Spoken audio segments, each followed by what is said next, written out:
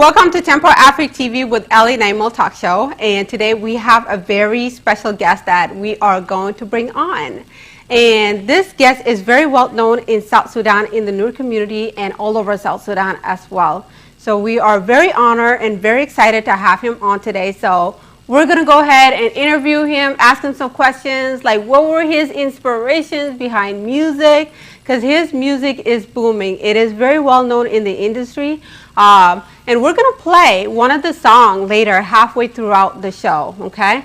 But first, we're going to go ahead and introduce our guest. So he is a South Sudanese artist, K1. So I'm pretty sure a lot of you guys probably know who K1 is, especially to our audience here at the Diaspora and Tempo Africa TV. We want to introduce you guys K1 from South Sudan. So South Sudan music is an amazing tune. Like, we want everyone to hear it, okay? So now we're going to bring on our guest. So K1, come on. K1, thank you so much for coming on. First, I want to give that thank you. So introduce yourself to our audience. Tell us who you are so we can know who you are. Assalamu alaikum. معكم أخوكم كيوان من جنوب السودان، واحد من فنانين جنوب السودان اللي هو السودان الجديد.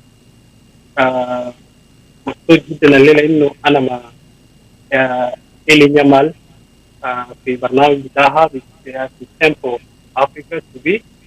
ده يوم جميل جدا إنه أنا أجي أشوف المشاهدين بتاعنا هنا في تيمبو أفريكا. ده لي أول مرة مشاركة بالبرنامج ده بالمناسبة، فأنا مبسوط جدا وأشكر المضيفة جمال جدا جدا في إضافتي. أنا واحد من الفنانين اللي بدأوا الموسيقى من 2010 تقريبا. أنت واحد من المبتدئين اللي كان بدأوا الرابين أو الهيب هوب في 2010. يعني تقريبا بعد 10 سنين وأنا في الموسيقى. بديت الموسيقى وأنا 22 سنة. أصلا كنت واحد رسام في البداية، كنت بعشق الرسم أكثر من الغناء. بعد زمن اكتشفت إنه عندي موهبة في الغناء. قلت أوكي let me give it a try. حاولت طلعت غنى هيب هوب، كانت القبول من الجمهور ناجحة جدا جدا، ولقى قبول شديد خلاني أستمر. من هناك حوالي بديت أكتب ألبوم كامل، فاستمريت من ده دخولي الموسيقى في الزمن ده لحد الآن. Thank you. I totally forgot that we were going to have dialogue in English and Arabic. So to all my audience out there, all the response is going to be Arabic. So I just want to give that heads up there. And thank you so much for giving that introduction. So we want to continue on with the next things that we're going to ask you. So what inspired you to become a musician? How did music inspire you to become who you are? زي ما قلت في البداية أنا كنت رسام، بس جيت الفن فجأة موهبة فيني. أنا كنت ما كنت مكتشفه. لما اكتشفته بعد ما شفت فنانين مثلا فنانين القدام مثل جديد تورليت وريتشوريكا، الفنانين من فنانين جنوب السودان، وبأخص النوير، هم من الفنانين اللي خلوني قلت لازم أغني وابقى زيهم. هم كانوا أساطير وناس أخذوا مكانة في المجتمع بتاعنا. فمن الزمن ده كان ما في غنى راب، ما في غنى حديث.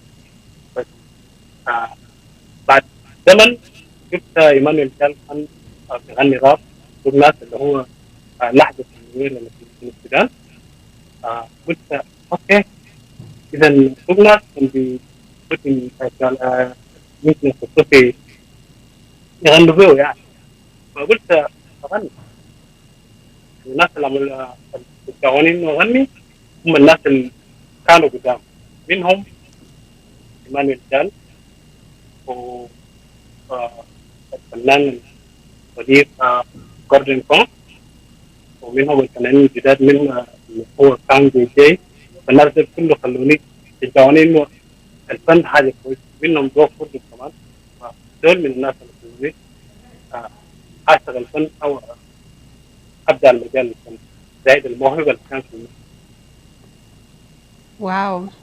You know, those guys are very well known in the industry. So, you know, a lot of people look up to them, including the youth and everybody else. So I really appreciate that.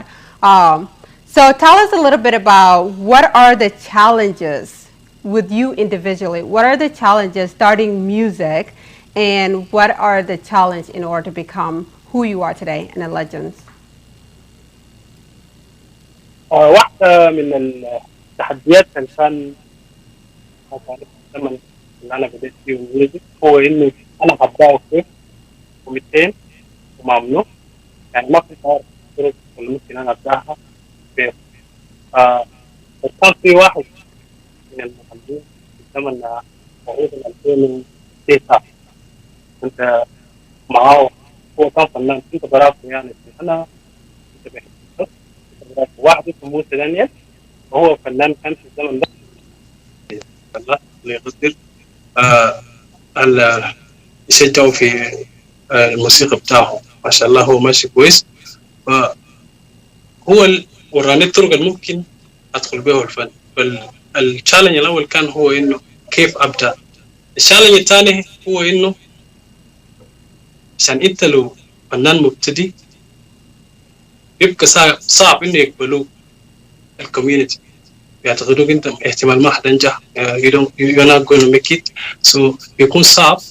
لكن بعد مرور الزمن لما تنجح او الموسيقى بتاعك يلقى مكانه في المجتمع، المجتمع بيبدا يستوعب انك تقدر تعمل حاجه في الكوميونتي. الشبكه قطع شويه.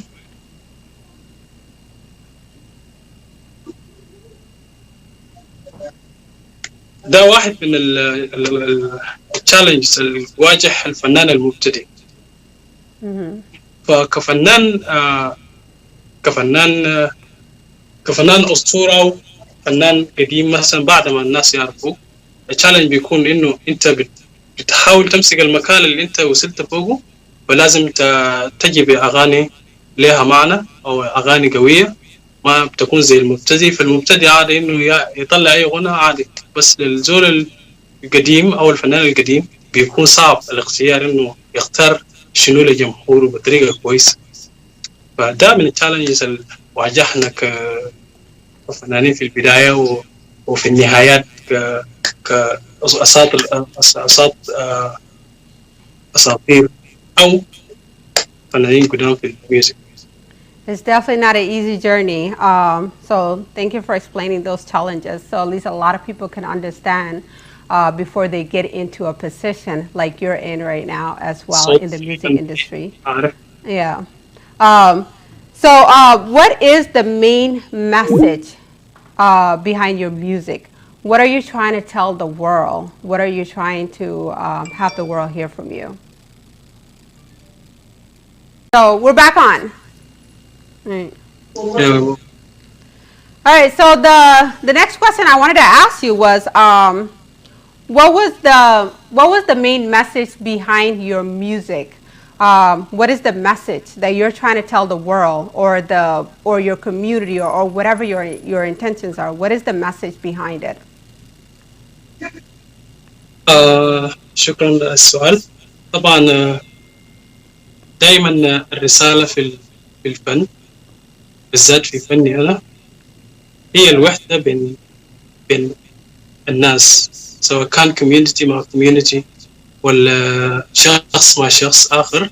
بس في النهاية الرسالة بتاعي بتوقف على أساس الوحدة بين الناس أو بين الدول أو بين الكوميونتي أو بين، المهم يكون في وحدة ومحبة بين الناس.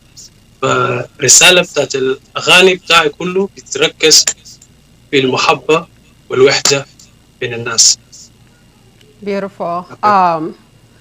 So now that we're kind of coming towards the end of the live stream, so I'm going to go ahead and play one of your song sample so our audience could kind of get more familiar of what kind of music your music is. And I see that it was featured here with Sweet Angel. So I'm going to play just a few seconds of it, and then we'll go on to your inspiration and your last message to the world as we go to the end of our live stream. Ready? Okay.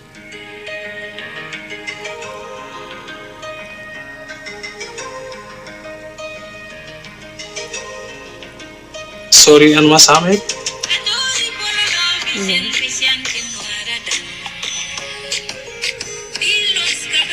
This is your song, right? Yeah, but I'm not hearing it well. Okay. Don't worry, the audience will hear it. Okay.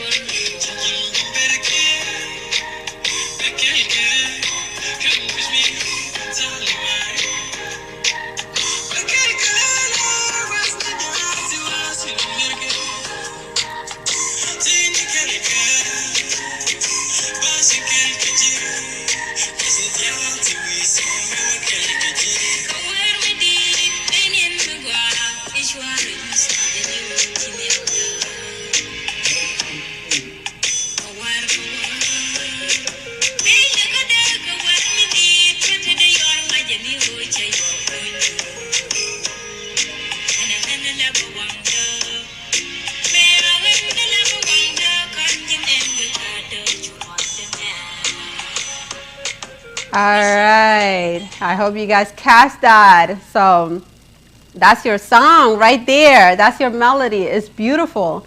It's a really beautiful song. And you recorded this with Sweet Angel, right? She's the featuring artist in the song. Am I right?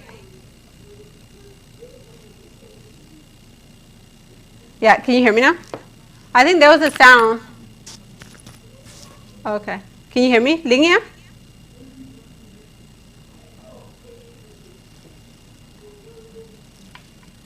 So. Okay, now Chikuling. Yeah. All right, so that was a beautiful song. So I think it was you and someone else, Sweet Angel. So we've heard some of her songs. And so give us a little bit information about that song. Give us a short information about that song. Mm-hmm. طبعا الأغنية دي من 2018 تقريبا. كنا أنا وسويت أنجل اللي هي نياجو دلوس، واحدة من الفنانات صوتها ما شاء الله يعني في فن الناس ميوزك أو فن الجنوب، صوتها مميز جدا. هي أصلا قاعدة في كندا وأنا في يوغندا. في الزمن ده كنا نطلع غنى، فأنا وهي قعدنا كنا نتمرن أونلاين تقريبا بالماسنجر لحد ما إحنا لحنا الغنى وحاولنا نجيبه في أرض الواقع. في البداية كانت صعبة إنه نسجل أونلاين. طبعا ده أول غنى أنا أسجله أونلاين مع زول. فما شاء الله نياجوك اللي هي سويت أنجل مرة ما شاء الله يعني فنانة 100%. فاشتغلنا في الغنى والغنى لقت إقبال شديد من الجماهير. طبعا الغنى هي غنى بتاعت سويت أنجل، كنت يعني مشاركة في الغنى، بس في النهاية الغنى نجحت. كلنا الفضل بيرجع علينا كلنا، والفضل أكتر بيرجع لسويت أنجل. Beautiful. Mashallah. Mashallah. At least I know that word. Yeah, it's a beautiful song. All right, so now we're kind of coming towards the end of our interview here. So last message I always ask everyone, okay? What is the important message you want to tell the world? What do you want to tell the people that look up to you? What do you want to tell the next generation? What is your message to them? طبعا الرسالة أنا هقدمه للجيل القادم تقريبا أو الأبكامينج أرتيست اللي هيجوا بعدينا، إنه هم يشدوا حالهم الموسيقى عبارة عن رحلة طويلة ما سهلة، يعني ما ممكن الليلة تغني وتمشي قدام. بس المهم إنك تكون سيريس، تكون جادي في الموسيقى بتاعك، ولازم تكون دائما ريل، يعني أنت تكون ما تكون مقلد، تكون فنان قايم بذاتك. فدائما لما توري التالنت أو الموهبة بتاعك أنت اللي أنت داسيه للعالم، والعالم هيكتشف. لكن لما تقلد زول، لما تقلد ناس، فبيظهر إنه حياتك كله فيك. فاللي أنا كنت عاوز أوريكم إنه الموسيقى ما سهل، ده مشوار طويل زيه زي أي حاجة تانية أنت بتعمله في الدنيا. فلازم تكون جادي وسيريس، ولازم تكون في بيناتكم محبة، لأنه أي زول موهوب ما بيكره زول تاني، لأن الموهبة من الله. فأتمنى لكم دائما أنتوا تقدموا قدام، فبس خليكم جادين في طريقكم اللي انتوا اخترتوه. إذا اخترت موسيقى، ده عالم كبير لازم تتبعه للنهاية لحد ما تلقى اللي انت عاوزه. ده الكلام اللي انا عاوز اقدمه للنيو جنريشن او upcoming generation او upcoming artist.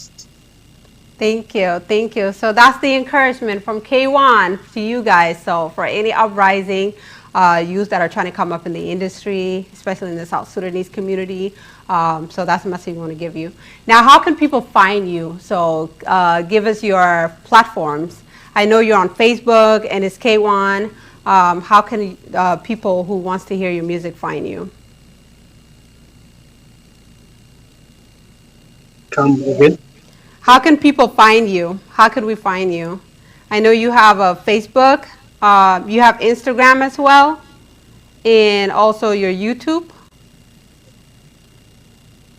يا طبعا انا في الفيسبوك باسم كايوان، وفي اليوتيوب برضه باسم كايوان، وفي انستغرام برضه بنفس الاسم. Okay. عاوز اقول لكم شكرا انه تابعتوني في برنامج بتاع إلي نياماش توك شو او في تيمبو افريكا توك شو. انا مبسوط جدا بالبرنامج، ومبسوط مبسوط بالمذيعة، ما شاء الله هي جميلة وعندها موهبة برضه في الأداء. فأنا مبسوط جدا إنه الليلة أنتوا أضفتوني، وشكرا جزيلا. Thank you. And thank you so much for coming on today and joining us on this interview. You know, we will air it very soon and have all of our audience listen to your story and your music. So again, you could find K1 in all social media.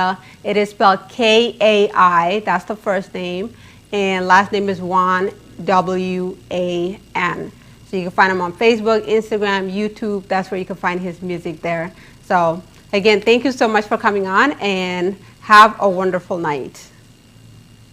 Thank you.